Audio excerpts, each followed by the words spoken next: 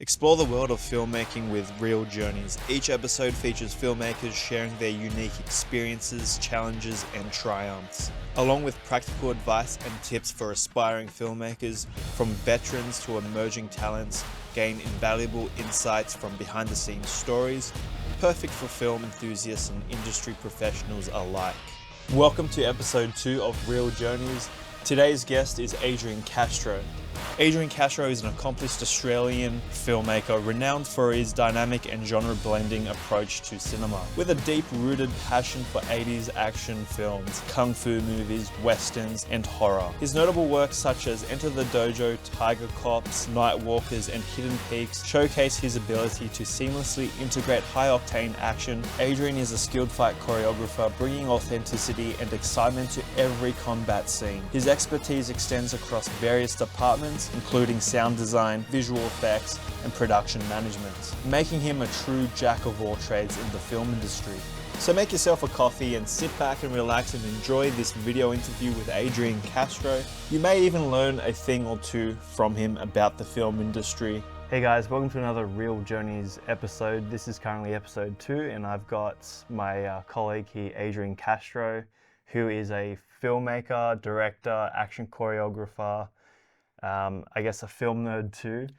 I feel like there's a few more labels that I'm missing, but I'll get you to talk about yourself in a second. But yeah, so I decided to get Adrian on board just because he's quite knowledgeable in like action choreography and sci-fi horror films, and he does a lot of like these short films that are like genre-based, like horror, action, and all that sort of stuff. So I thought it would be an interesting mix to have, you know, a whole bunch of different backgrounds on. So definitely Adrian has done quite a bit with the action choreography sort of stuff. So I'll get Adrian to introduce himself. So this is Adrian here. And hello. The camera. So many cameras, yeah. My name's Adrian. I'm a filmmaker. My name's Adrian. I'm a filmmaker. My name's Adrian. I'm a filmmaker. I've been a filmmaker for 20 years now. No. Mostly doing independent stuff and occasionally dabbing into the, more commercial things. Yeah. So yeah. Cool. So what sort of commercial stuff have you done? Because I know most of your work from like the action style, that sort of stuff. Like what sort of?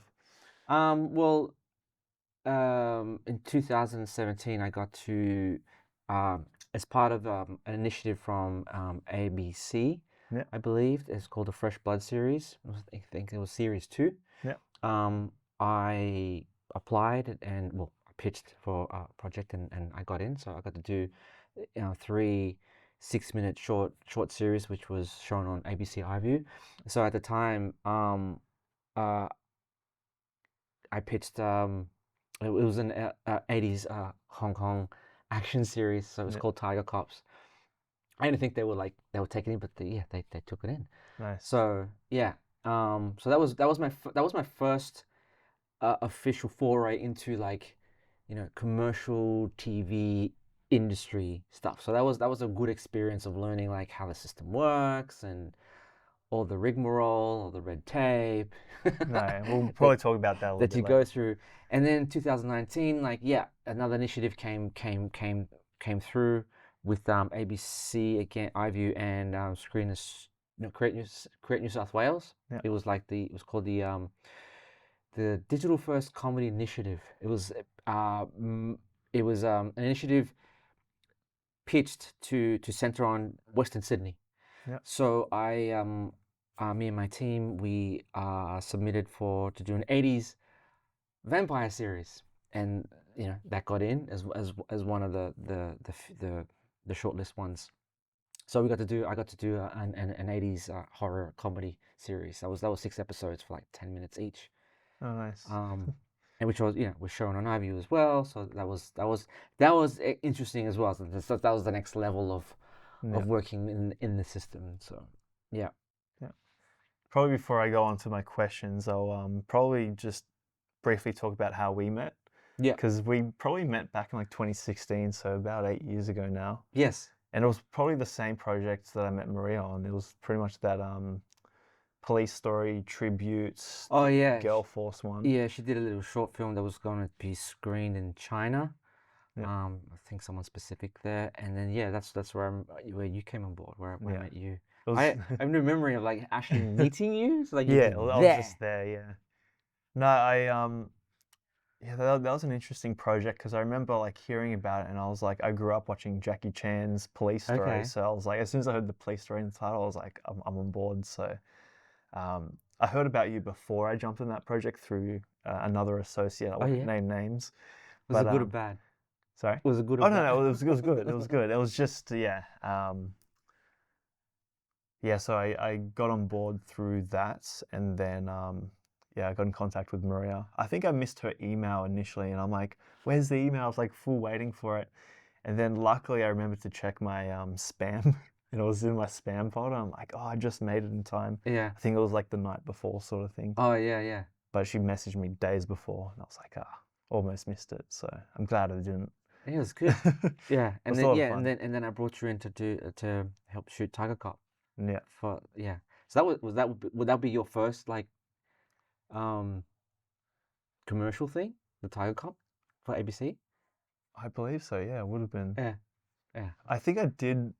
I don't know if it was before or after. There was another one. It was an ABC like mini short. It was through. Now they're called Ace. Barry Gamba, Oh who's the yeah, yeah, producer on yeah. that. I worked with him on with Roxy and Raj back in the day. I Okay, can't remember if it was before or after, but yeah, no, it was, okay. probably was around that sort of first time. So that was like 2017, Yeah, 2017. 2018. Yeah. Going to be looking at career and beginnings and inspirations. So, what inspired you to become a filmmaker, and how did you get started in the industry? I've always loved films since I was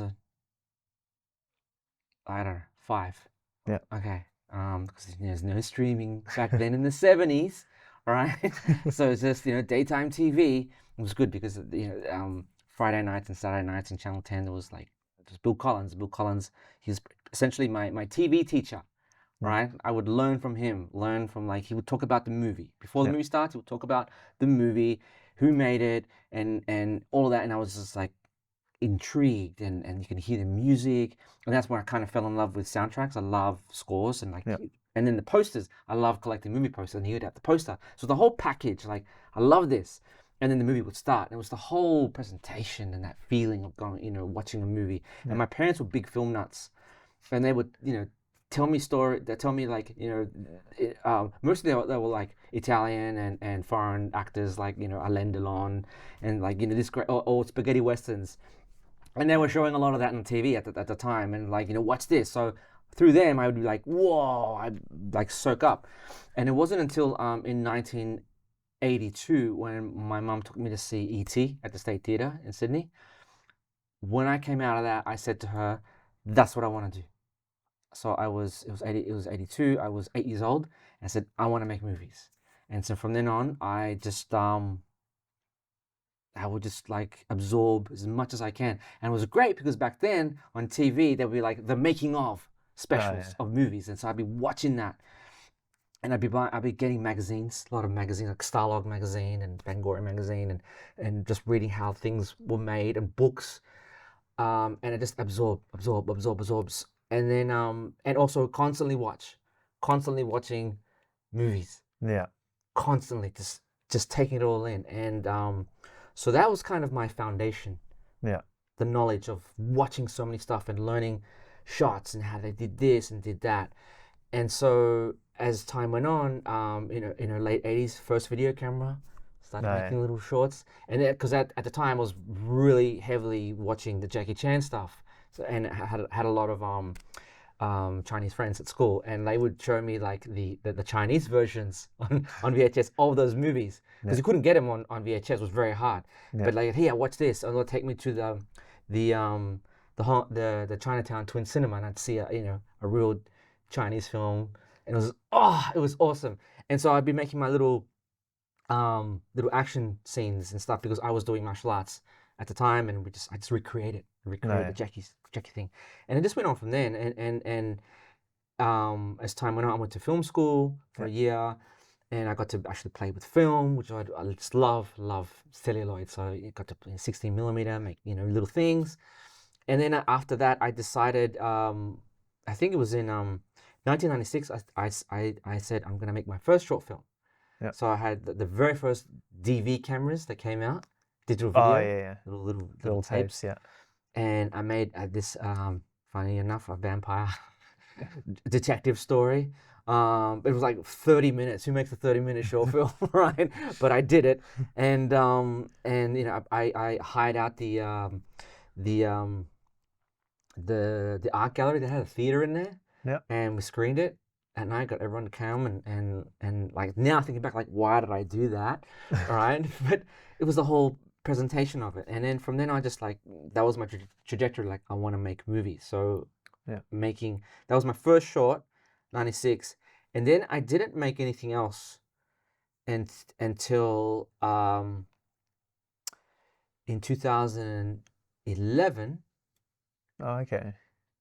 Bit of a gap there. It was a big gap because in that time period I was learning technology, filmmaking technology. I was learning okay. editing, learning sound design, learning VFX. Yeah. Because it was kind of the birth for All the home, digital stuff. for home use. Yeah. After Effects came out and Premiere, like learning to use all that. Yeah. And so I didn't realize it was such a big gap. I schooled myself. Yeah. All on that. And so when in 2011 came, I did my next short film, which was it was shorter this time, but it was a vampire thing again. Yeah. But it was a vampire / Western, modern Western. It was called Django Silver Bullet Silver Dawn. Okay. And me crazy one, like loving VFX, I decided to do pretty much the whole thing on green screen. Because I got inspired. That would have taken a while. Yes and no. I got inspired by watching Sin City. Oh, yeah. Like, we did that, and I did a lot of tests before I shot it, and I did it. And I entered it in the a Night of Horror film festival. I think that was the beginnings of it, maybe. I don't know, but it got screened. Like, wow, my short film got screened on the big screen. So that was a really good feeling. Like, okay, I'm doing something okay, and then it just went on from there. Nice. From then on, I actually committed to being a full-time filmmaker and trying and to get further. Yeah. Now, when you're talking about that sort of gap in like learning the new technology of like After Effects, like the home video side of things, I'm just remembering like the time where when I was first starting out, I would pretty much around that sort of time, like late 2000s, I kind of really got into it where I was just teaching myself all the technical side of things. And that's actually a really good thing to bring on to your own productions because as you said, you were able to do green screen stuff and you just had this whole knowledge of just this whole knowledge of how to make a production and like knowing the different departments and putting it all together. Yeah, it's important to know that just so you can make your own stuff and not have to rely on, I mean, you should be able to have other people, but like you don't have to rely on other people to do everything for you. You can do it yourself. You have that knowledge, so you're able to, I guess, apply it to your own production. So that's really important. But at that time, I was very me. I want to do it. I want to do it. I want to do it. Like I don't want, but which was like bad way of thinking. But it took several years later to work on other bigger productions that are like, oh, it's okay to have a first AD. It's okay for people to help you. And I let go of that and like, I'd still have it. Yeah, right. Still good to have. If you can't deliver the sound I want, I'm going to do it myself. You know what I mean? It's good to know a bit of visual effects as well. Yeah. So when you're directing your own films or shooting it or editing it, you can easily apply it without having to go and outsource it, sort of thing. Yeah, so you can. It's good to do that if you know someone that can do it better. But that's right. If you're on like a low budget indie sort of production, it's good to have that sort of skill set yourself. Yeah. But can you tell us about your first project and what you learned from that experience? So the first project was that short film made in 1996. Yeah. Because I was, how can I explain this? I was at that time, even though I'd grown up watching, because I love the horror and sci-fi stuff, and so I'd watched all of that stuff growing up. But then in the 90s came, I finished school, did film school, and I wanted to rewatch a lot of the stuff that I used to watch and actually break it down. And oh, I love the lighting and this and all that. So I'm very heavily influenced by John Carpenter Yeah. and his lighting techniques and stuff like that. So I wanted to bring that into my short film, and because it was a noir, it was always set at night and had that detective feel. I wanted to emulate that thing. So and plus, having a digital video camera and learning to light Yeah. with minimal amount of resources that I had and Yeah. shoot. But I got to do it. I even acted in it. I acted in my first film. But yeah, I got to learn to work with non-actors. Yeah. They were pretty much all non-actors, and work with them and get them to deliver the performance that I wanted. Always your first short film is terrible. Yeah. But there's something in there. Like I could remake that one day. I like this. I like the story and the concept of it. So it was a good. I got to do. I scored. I did the score because I was influenced by John Carpenter because he scored his own Yeah. film. So I scored because there was no access to stock music and Yeah. stuff. So I actually got a keyboard, hired a keyboard, and I scored the movie, and that was fun. But yeah, I just got to learn all of that, all the filmmaking departments to make that short film because I put it all together: the sound, visual Yeah. effects. Actually, I didn't edit it. A friend of mine was editing it, but I watched him because he had the equipment. I watched him edit, like, oh, okay. And this was DV tapes. DV So I tapes. vaguely remember in high school we had like cameras from the early 2000s and they were DV tapes. So I remember when we filmed something on it, we would have to like play it back in a media sort of thing, digitize it, and then put it back in the editing timeline. Well, yes, because it was After Effects and Premiere was kind of new. We could, and there, the computers had the capture cards. We digitized the whole footage, and then we just edited normally in Premiere. And then when it finished, I edit. When it's finished, we put it back to DV tape. Okay. And have I had on a VHS, on a Super VHS tape as the master. Yeah. And it wasn't only until like 5 years ago that I managed to digitize the short film. Now I have a record digitally Okay, nice. of it. But yeah, that was a good experience making like my first short film, and I loved it. Yeah. I just loved making it because at the time in the 90s there was a resurgence of indie productions, and people were just making stuff. I lied. I did do stuff. I just remembered. I did fake trailers. Oh yeah. 98, 2000. I did fake trailers. And that's where I discovered there's a whole group that were making movies independently. I remember the fake trailer sort of stuff. Like there was like a bit of like a subgenre of people on YouTube doing fake trailers. Like it's a good way to, I guess, make a short film without the commitment, and you don't have to worry about continuity. You don't have to worry about. You're just trying to. It's almost like a pitch in a way. That's right. Which action movies, kung fu films, westerns, horror films have the most significant impact on your work? Wow, the 80s action films, say the American ones. Yeah. The ones that really resonated with me was Die Hard, because when that first came out, there was nothing like that had ever been made before. So it was like, wow, But even before that, I loved it. Arnie's Commando and Stallone's First Blood.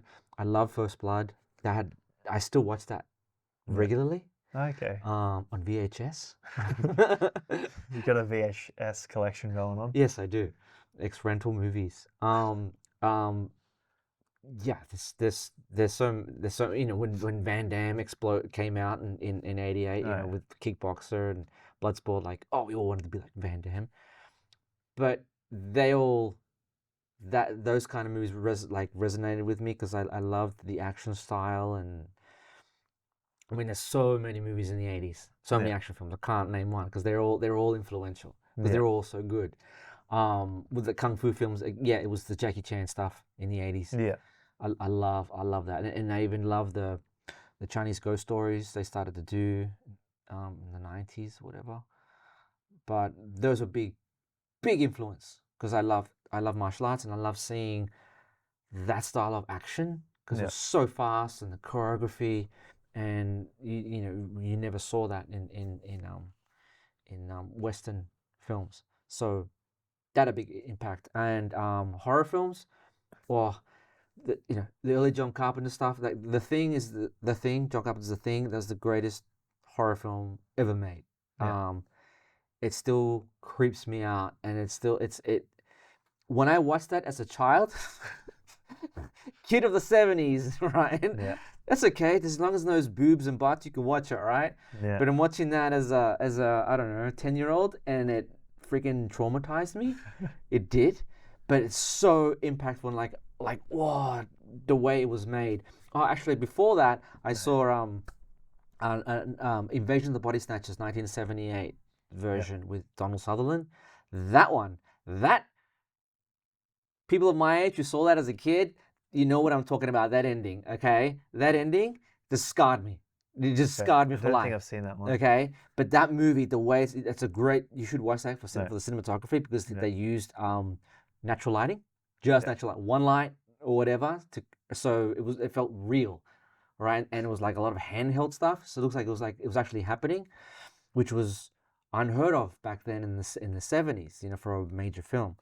And but that movie, the atmosphere and the storytelling, the creepiness, that has a big influence. And also, I love the Italian horrors of the late 70s and early 80s, like directors Lucio Fulci and Dario Argento.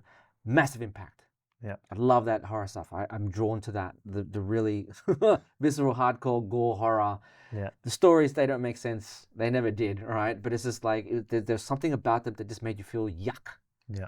And that's really hard to create the tone for a film, that feeling of something. Yeah. And I grew up watching all the spaghetti westerns, the Sergio Leone ones and Enzo, the comedy spaghetti westerns, like with Bud Spencer and Terence Hill. Yeah, I grew up watching them. I love watching all the Bud Spencer and Terence Hill films. You haven't seen them? Go watch Bud Spencer and Terence Hill. Great comedy films. I still watch their movies. Yeah. Really so they're still a big impact because I'm always watching. I'm always watching the. I love 70s cinema, American cinema. That's called the New Hollywoods. I love that. I keep watching it because it's so amazing the way the films are made and the acting. So I'm always watching the old stuff because I'm always learning from that. Yeah. Yeah. So yeah. Nice. Yeah, so that's probably the biggest takeaway from that is watch movies. Yeah, watch movies. Because like most of our conversations, especially when we talk about movies, it's like, oh, I haven't seen it. It's like, go watch it. Same with our other colleagues as well. Yes. So yeah, probably from the biggest takeaway from this, I feel like Adrian will probably talk about it a little bit later, but just watch movies. Like it's good having that sort of bank of knowledge that you can draw from for. Well, yeah, because all the great directors like Spielberg, Scorsese, and all that, they're influenced by the directors before them. Yeah. And they love recreating some shots in their own films because they're influenced by it because they've watched so many things. So, yeah, it's important. Yeah. Are there any specific directors or filmmakers who have influenced your style of filmmaking? Well, Steven Spielberg got ignited the spark. Yeah. And I love that magic that he used to have in his films. And then I gravitated to John Carpenter for his tone. His tone and his bleakness, the way he because of the ingredients, the music, the style of shots and all that whole package, he creates this tone that you can feel. It's really hard to do. And Sergio Leone, I love his filmmaking style, the shots, and there's virtually no dialogue, but there's something happening in that scene, So there's a lot of them mostly Carpenter and Leone, and also some of the Italian horror directors that I use. So when I'm making something, when I look back at the shot, like, where did that, like, I know that shot, but it's because I love these shots. Yeah. I've subconsciously recreated that scene. So yeah. With a lot of the stuff that you do, like you do a lot of writing and directing, but you also dip into like, I guess, action choreography. Hmm. Maybe, you know, could you explain more about that and like how what that involves and your Well, process? being an action director and fight choreographer, yeah, like I said, from the 80s, loving the Jackie Chan stuff, and Yeah. then using the video camera to recreate the action. Because I was doing martial arts, I could, do the moves and Yeah. recreating those moves. And then from then I'd learn, like, okay, so he's punching this way and blocking this way. So it kind of programs in your brain. Yeah. Um, I guess it's the same thing as having shots in your head. And, Yeah, it's the same. It's just it's like a muscle memory, right? yeah. And then as time went on, I just do more of it. And I'd Yeah. get together, I meet someone like, hey, you do martial arts? Do you like you want to try something? Let's try something. And then I'd shoot it, and then I just put it together. And Yeah. then I'd like to, like, because I'm heavily influenced by the Hong Kong stuff. I did my first fake trailer, 80s Hong Kong first fake trailer, which was the very first Tiger Cop.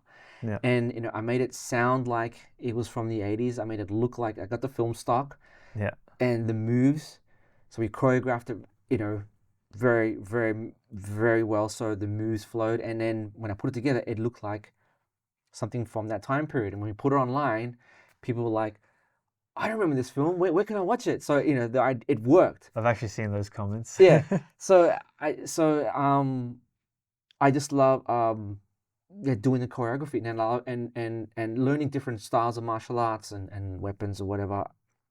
I like to, because I love watching movies. I'll watch like a Japanese samurai film, like, oh, I'm Yeah. gonna try a samurai style fight scene or an aikido one or whatever. But yeah, because I love drawing from the different martial arts styles and different filmmaking techniques of different countries when they shoot Oh, yeah. an action film. Yeah. And I like to practice that, recreating those things, so then I can do it later for myself or for someone else. Okay, so this is an interesting one. So what are some of your favorite fight choreography moments from your films, and what made them stand out to you? The first Tiger Cop fake test fight, Yeah. I just called it Tiger Cop 2. I was fighting myself and my colleague Maria Tran.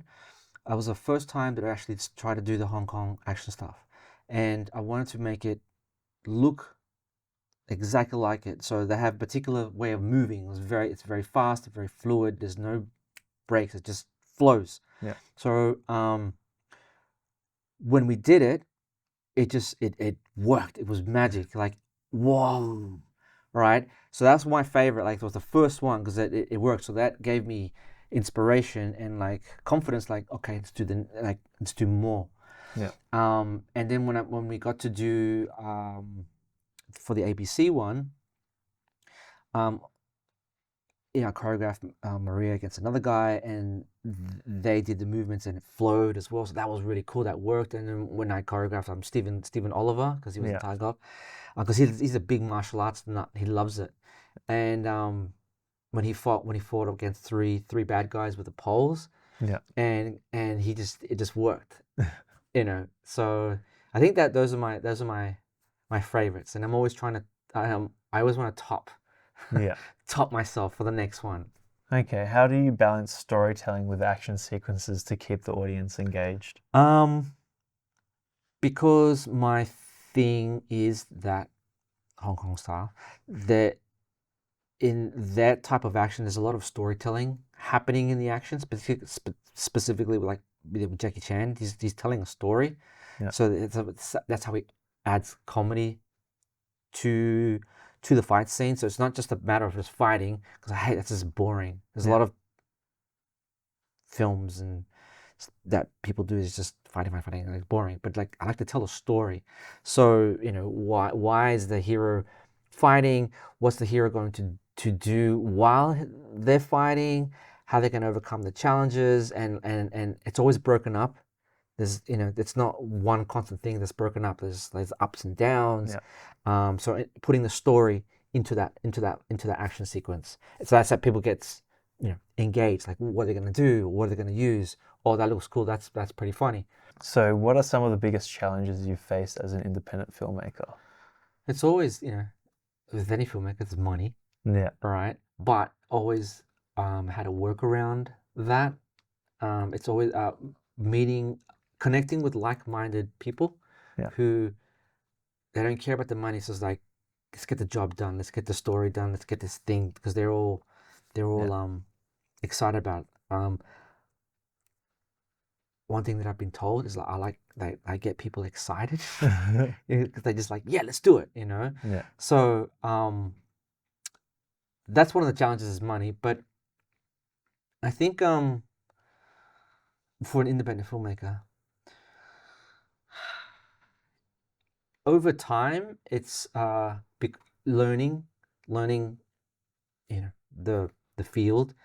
That one of the challenges is how you're going to get people to watch your product.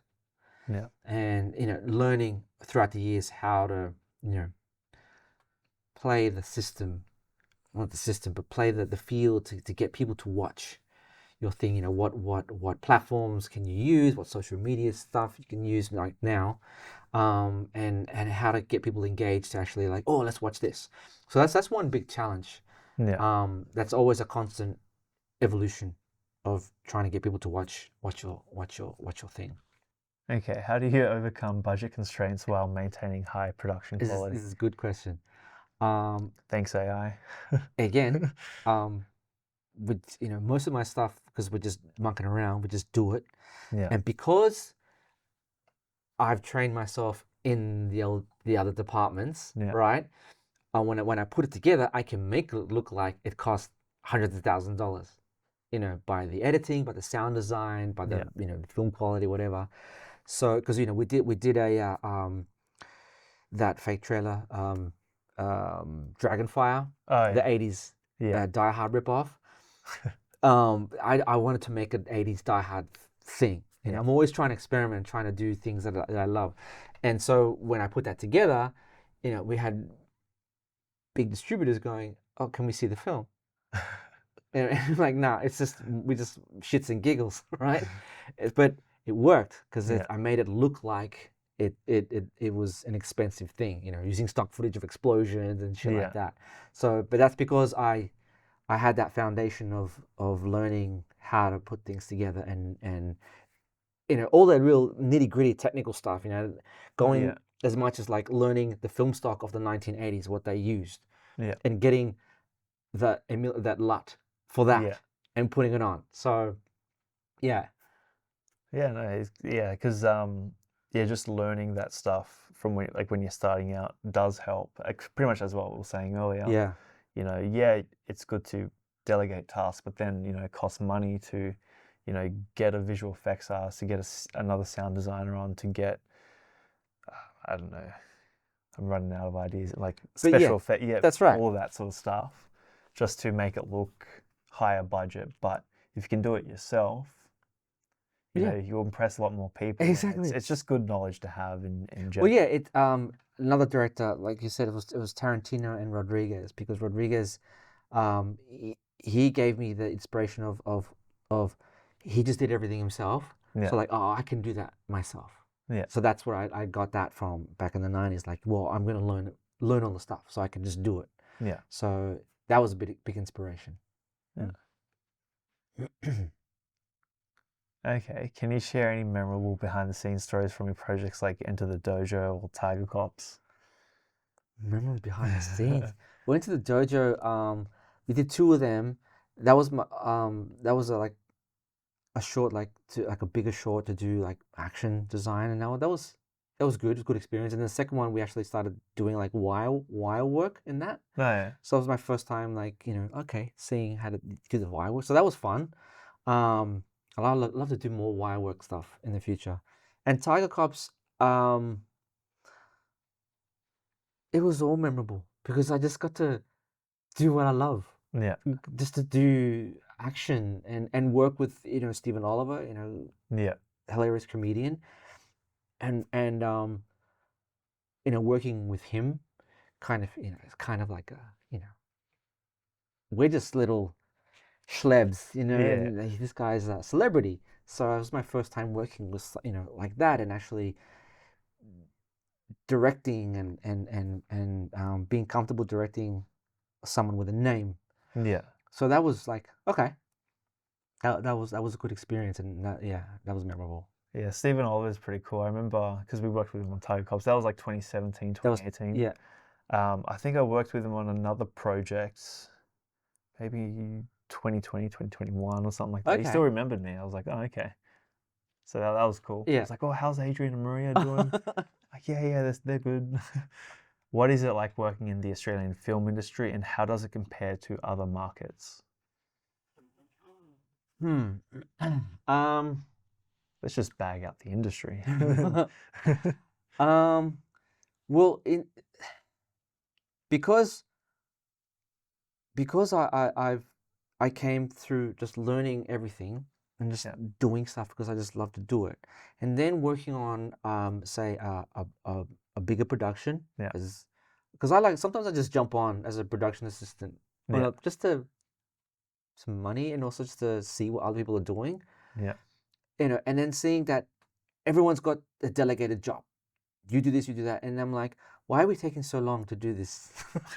Right, this could be done Yeah. so quickly. And even working on I did a short film in Melbourne with another production team, and we were doing the action. I was just gonna shoot the action, but you had their their camera team with their freaking rigs and stuff, shooting, and then came to my turn to do the action, and he's like, "Yeah, you can." I said, "No, I don't need the rig." Are you sure? He was like, "Yeah, just give me the camera." And boom, boom, let's just shoot. And they were like, they didn't know what to do. They were like a bit like, well, we'll find then, right?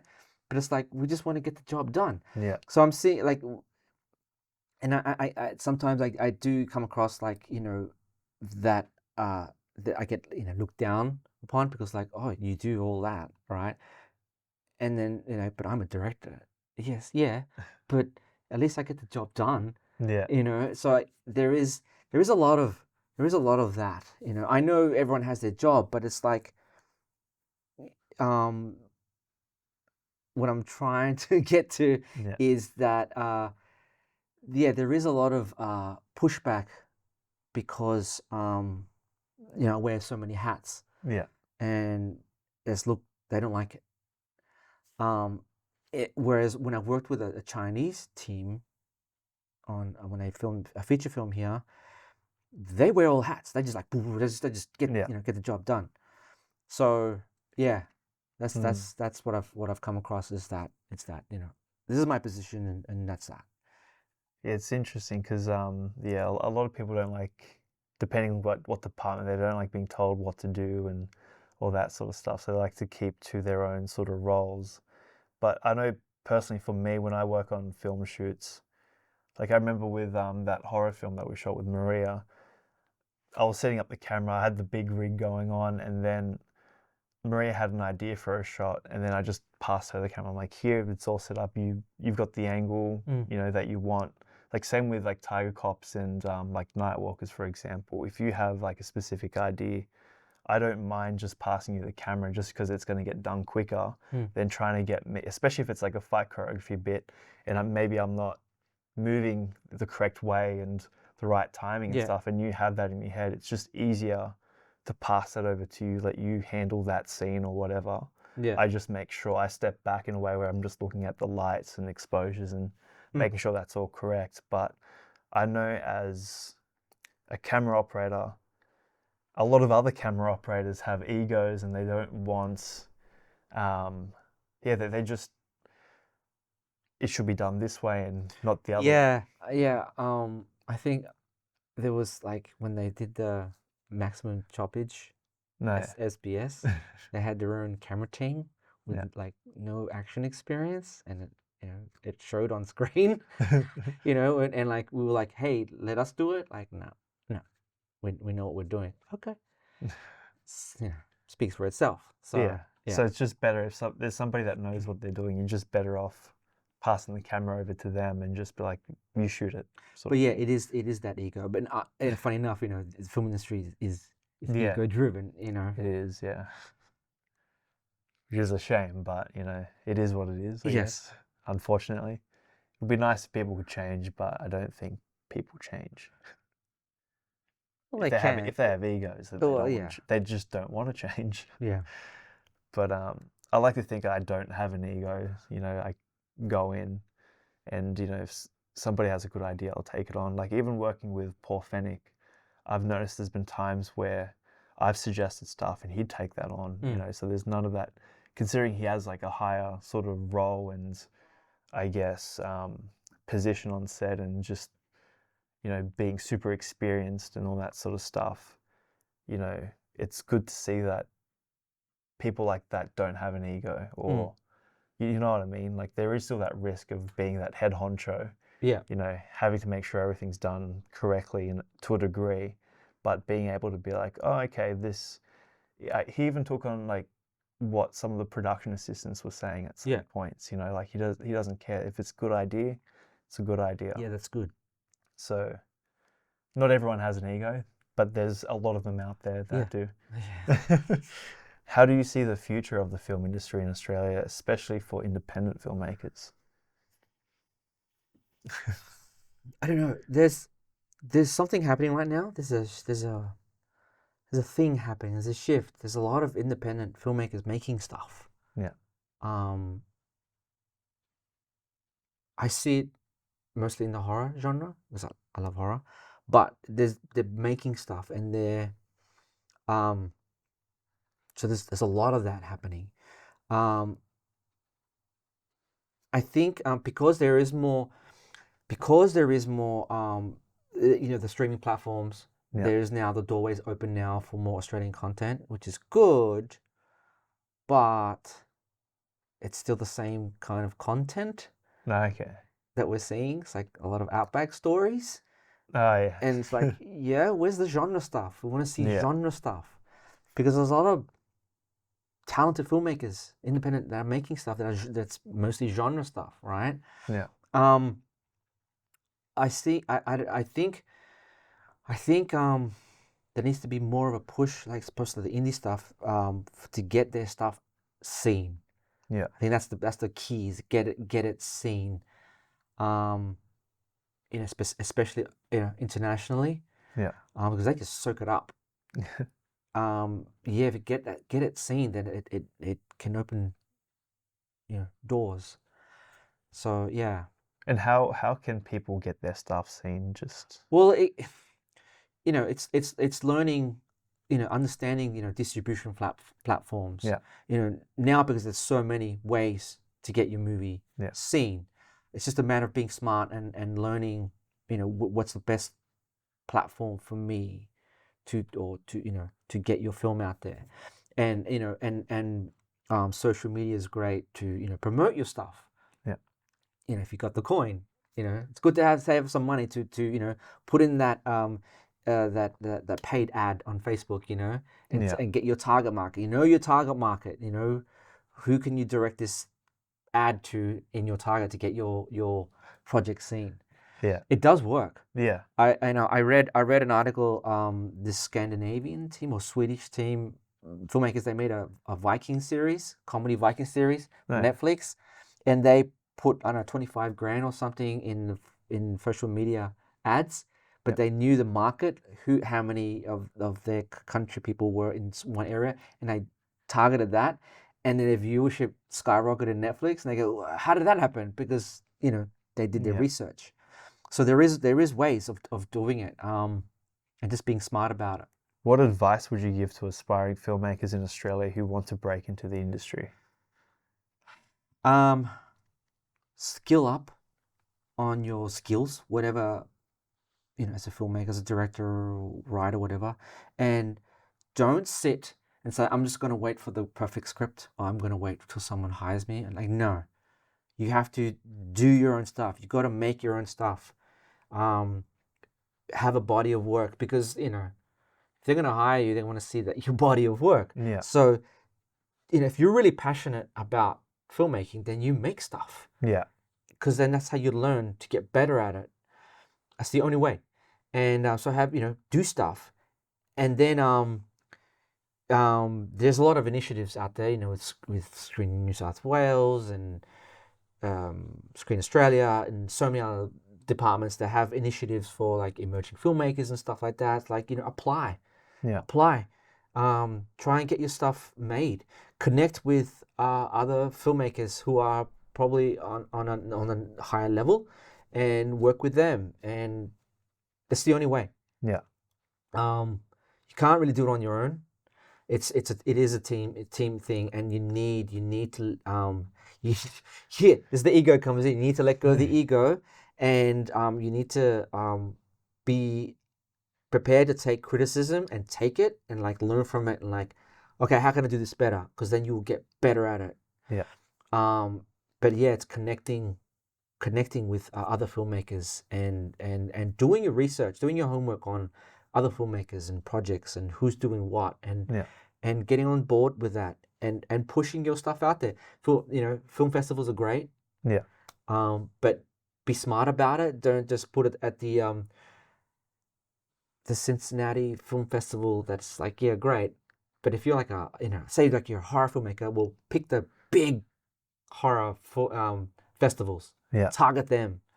Get it on that, because that's So, and you just go from there, and you navigate. Yeah. You also worked on like a personal project, the IBON Institute. I remember we were having like a little conversation about that. Oh, Wow. the IBON phenomena. It's my current project that I'm working on. So I decided. So for the last few years, I've been working on other people's projects as helping them, doing post-production and giving advice, and seeing them making their feature films, and I'm there going, what am I doing? Right? Like, I'm itching to do something. It's like, no, I'm gonna make my own. I'm gonna start making my own like get back to making my own things. Yeah. So in the interim, like, well, I'm not doing anything. Well, let's a colleague of mine, Georgina Neville, who's an actor and also is working on the project with me. Yeah. We're both writing it.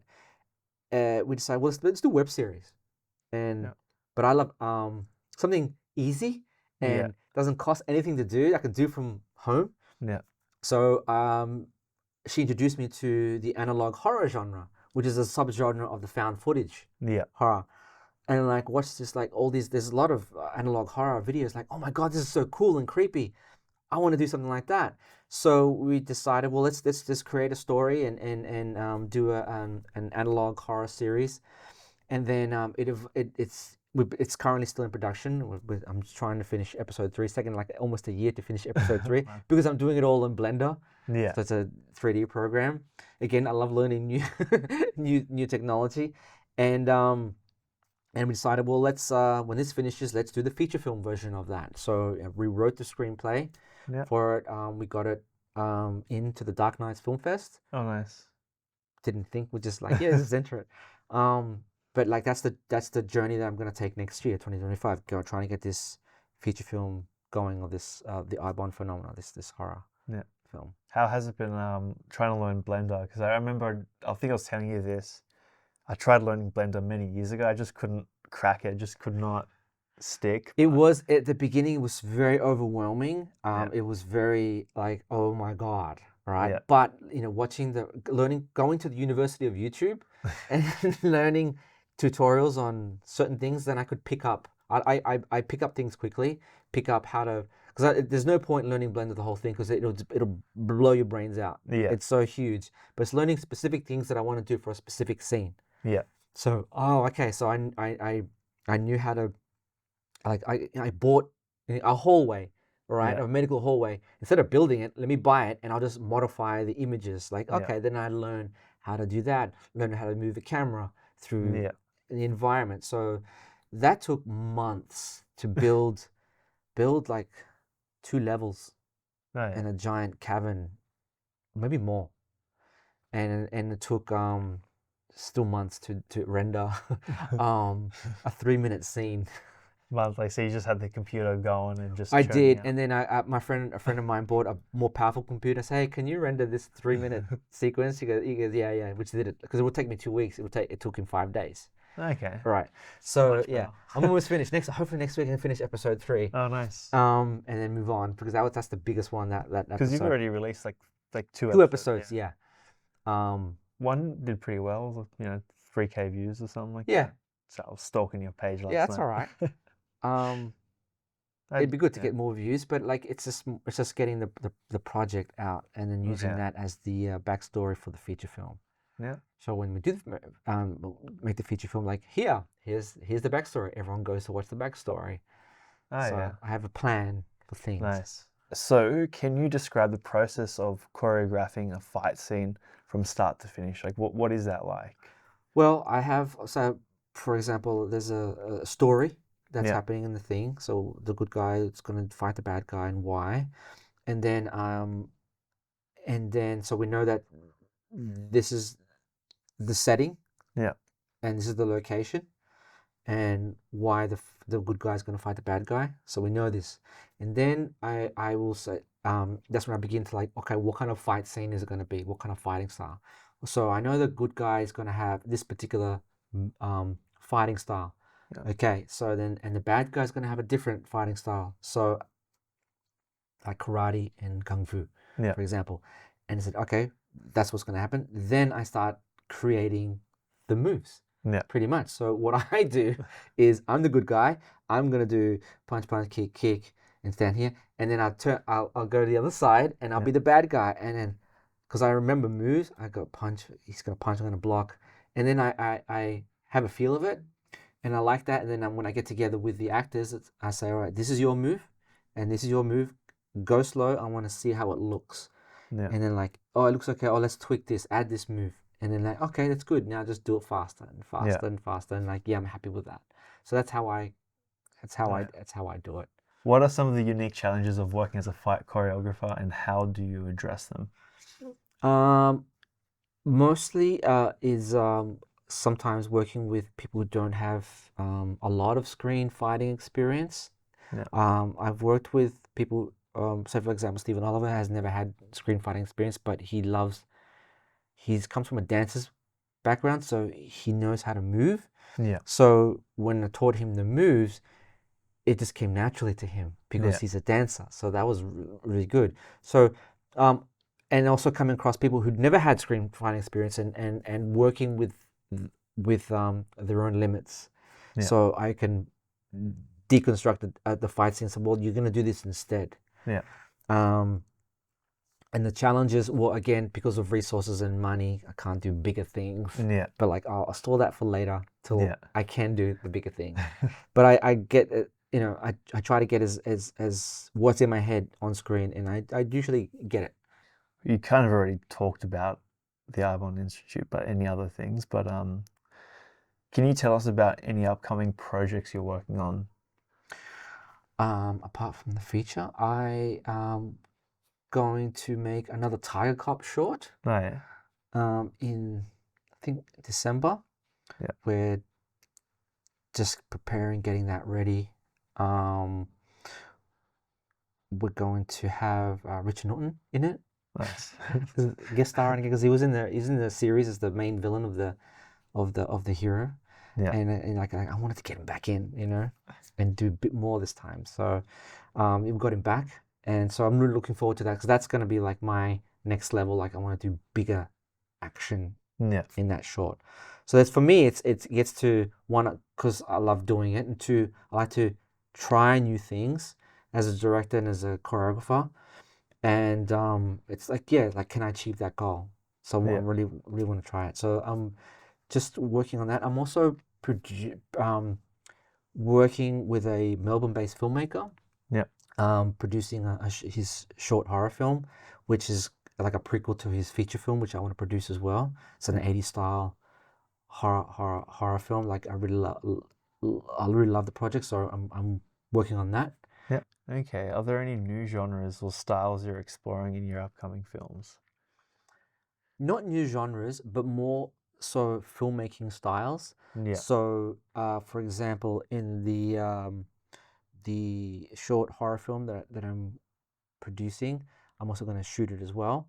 Yeah. But he loves the 80s stuff as well, which is great, which Yeah. is gets me to shoot it like an 80s style film with the lighting and the camera work and all that. So I like to dabble into that. And so with my feature film, the Ibon Phenomena, that's gonna be like a 70s tone to it, even though it's modern, but it has the filmmaking techniques gonna be very 70s. So Yeah. I like to try that filmmaking style Yeah. because I love it. But like yeah, I love trying new like all different types of filmmaking techniques from different time periods.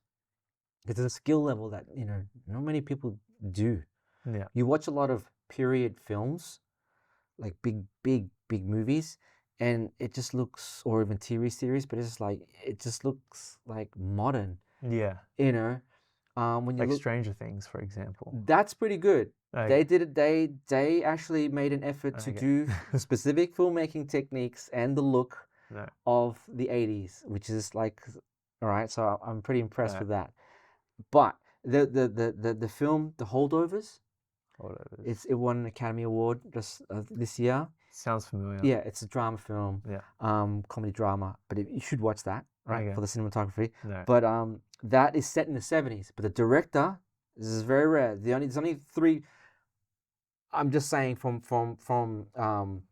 what I see, myself, this director, and Tarantino, the only ones, right, that make an effort to put that filmmaking technique in it. So The Holdovers is set in the 70s. He specifically decided to shoot it like a 70s film, getting like, incandescent lights for the light bulbs and the camera, the camera shots, the way they would shoot it, the film stock, and even the aspect ratio was a unique one from the 70s. They actually made it that way.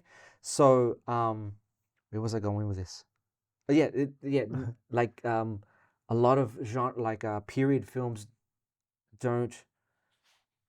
For me, when I watch it, I step out like, no, I'm lost, because it doesn't look like or feel like it's something that's from that time period. It just looks like cosplayers acting Yeah.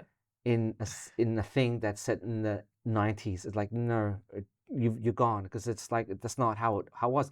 Like when I watched like Last King of the Cross, Yeah. I was intrigued, like, how are they going to do this? But when I watched it, no, it was because the way it's shot, Yeah. it's just all digital and modern, and it just, you lost it because it looks fake. Yeah. There's not an element of filmmaking technique to make it feel like it's that time period, and that's what's lacking. And I see in a lot of movies, and that's what I want to put into my stuff. Like, nah, it's got to look like, when you sit there, like, oh, this looks like it's from the 70s. Yeah. So yeah, it's that element, the detail.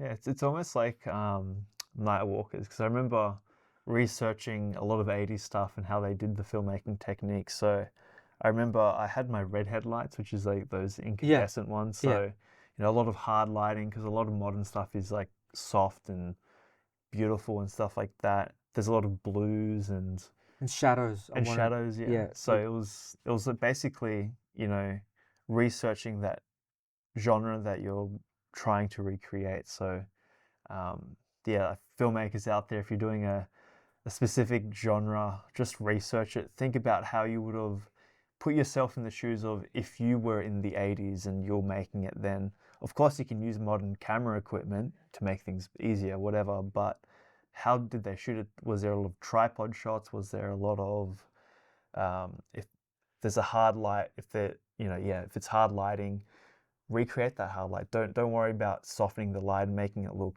beautiful, have that sort of element to it. Because with Nightwalkers, I remember having a kit of redheads. They no longer work. I threw them out ages ago. Just get the new bulbs. No, even the fuses and They the died. bulbs, like everything about it was just sketchy. I was just like, I'm probably going to burn the house down, because they do get hot. Because it's not like LED lights where it might get warm after hours of use, but redheads, you want to use gloves when you're taking them down. I know. I 'Cause, got in film school. I put my arm and I burnt on my arm on a redhead. But yeah, just researching the genres, and I remember I've lost them now. Cookies, remember those like cutouts where Yes. you're trying to make it look like trees? So I remember getting plywood and then cutting shapes in it and then passing hard light through that so you can make it look like tree leaves or something like that to break up the light. So I was just trying to research all the techniques that they did back then and just incorporate it in an 80s style piece. So Yeah. yeah, it's just important to just research the genre and yeah, cool.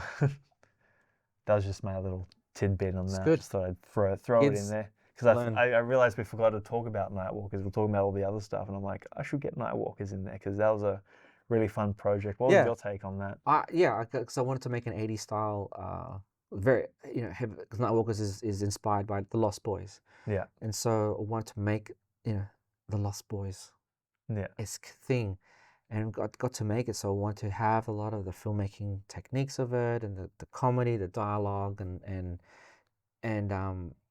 I managed to get Ken Foray, who was in Dawn of the Dead, 1978, yeah, in his little cameo, because that was my thing of, as a filmmaker, like, how can I level up? I want to work with someone yeah, big. Can we get like a horror legend? And I got to get him, yeah, and he loved the project and he still wants to do more, So that's when I also learned, like, oh, it's not that if you don't try, you won't get your results. So I'm just gonna go for it and see if this actor is interested. And he said yes. So on one level, it's not that hard. You just gotta just try. yeah. But yeah, I love doing Nightwalkers. That was fun. Like, got to do, like, old school filmmaking, like, the driving scenes, having Oh, reprojection that's right. Yeah, in a van and yeah, have the reprojection, and it worked. yeah. That was fun. Yeah, that So was pretty fun. We shot the plates of that and then we put it on the projector, and then we had this van and we had people like production assistants at the back like bouncing the car up and down to make it look like it's moving through the yeah, streets. And then I shook the camera a little bit to give it like as if it's like bumping a yeah. little bit. I prefer practical effects. I love the like reprojection because it still works. Yeah. James Cameron uses a lot of it in T1 and T2, like, Oh, yeah. so a lot of it, and it looks so good. Yeah.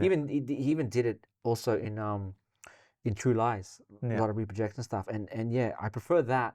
Well, now today you got the volume, Yeah, I was just about to mention that. the Yeah. volume, which is cool, but you can't afford the volume. You Oh, just do yeah. reprojection, and it still works. Yeah. I Yeah. prefer that than to green screen stuff. Yeah, green screen, if you don't light it correctly, you get the little bits eating into the person or object or whatever, and then yeah, just you're forever trying to like find that balance in Yes. the editing. Or like with the volume one, that's an interesting one because you can kind of do that yourself, Yeah. but it's just like you got to have like trackers on the camera so you get the positioning correct, for The parallax and all that. Yeah. yeah. So it does get expensive unless you have the tools already. But I have seen like Corridor on YouTube. They've done their own like little volume type thing with the tracking on the camera. But they've got all the equipment. So if you're just starting out, just getting a cheap projector from your electronics store, like Yeah. $100 one, and then just projecting it onto a white wall, and then trying to match the action to Yeah, even more simpler. We were testing out. A colleague of mine wanted to do a space thing. A guy was in a space station, so he had just in his office, just a window partition, right? Oh, yeah. And behind the partition was the TV, and he had Oh, yeah. Earth. The way he framed it was just a extreme close up, and had the Earth on the TV, right? Yeah. But it was the way Yeah. he shot it, and he's just there, just doing this, right? And it looks like he was in a space station, and it was just the TV was projecting, That's Yeah. actually pretty cool. and it worked. Yeah. So you got to be smart. What can you use around you to get the shot that you need to get? Yeah. Because movie making is just about magic, Yeah. creating magic. So Probably finish it off with one more question. So, how do you stay inspired and continue to innovate in your filmmaking and your projects in general? I keep watching movies. Just keep watching. I just movies. keep watching movies, even though I've watched them many times. I keep watching them again. I have difficulty watching new movies Fair enough. because it just feels some, but like new movies that just feel processed. Like, yeah, just get it out. Yeah. But the old stuff, I'm still like I'm watching stuff that I haven't like. I'm watching old things that I haven't seen before. Yeah. And I love experiencing, like watching that and feeling that. So that's how I stay inspired. Yeah. And yeah. Fair enough. I think we'll wrap it up. But is there any last things you want to talk about, or Last things is watch movies. Please watch movies, okay? And go out there and start practicing. You don't need expensive camera or whatever. Just get your phone. Recreate a shot from your favorite film with your phone. Get some lights or whatever and just recreate it your phone and start learning editing. Cut it together. And then just go from there. Yeah. Just go out there and do it. Don't wait. Don't wait for the big moment. Don't wait. You script. can't. You're not going to get it. It's never going to come. So you just got to do it. You got to create your own opportunity. Yeah. All right. So we'll wrap it up there. Before we go, how can people find you on social media if they want to get in contact with you? On Facebook, you can just find me on the Adrian Castro. On Instagram, it's Adrian Chino Castro. Chino is my nickname. Yeah. It means Chinese in Spanish because when I was born, I looked like I was Chinese. And my YouTube channel is Fideo Films, Fideo. Is that how you pronounce it? Fideo, yeah. It means spaghetti in Spanish. Oh, okay. Because I love spaghetti. I pronounce that as video, like video, but F. No. Fideo. Fideo means spaghetti. There we go. Learned something new. Fideo Films on YouTube. And that's where you'll see the Eyebond Institute. You'll even see the full episodes of Nightwalkers and some. Yeah, now they're on there. I'm going to. I had other channels like my 5-minute cinema channel, which I'm going to shut down. Oh, okay. And bring I was everything. trying to find that. It's still there, but I'm going to bring that. Everything that's on there across onto the one. Keep it on the Video Films. Yeah. Cool. Anyway, thank you guys for watching. If you've stuck around for this long. But I'll see you guys in the next video. Hopefully I'll have an episode 3 coming soon. I'm working on that, trying to talk to all my colleagues and get things moving. But yeah, thanks for watching, and I'll see you guys in the next video.